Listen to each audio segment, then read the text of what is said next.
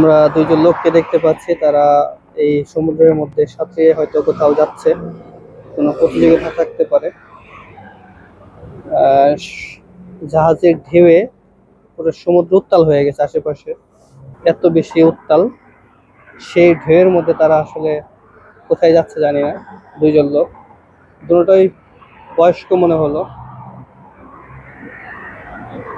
এই আর একজন কোথায় যাচ্ছে হয়তো আমরা অবগত না, কিন্তু তারা এই উত্তাল সমুদ্রের মধ্যে তারা সাঁতরিয়ে হয়তো কোথাও যাচ্ছে, যেখানে বিশাল বিশাল আকৃতির জাহাজ চলাচল করে সেই সমুদ্রের মধ্যে। অসংখ্য মাছ প্রেমী যারা মাছ শিকার করে, এখানে তারা মাছ ধরছে। পুরো সমুদ্রের কিনারা দিয়ে মোটামুটি দেখলাম, অনেক কয়েক কিলোমিটার রাস্তা আমরা হাঁটলাম আজকে।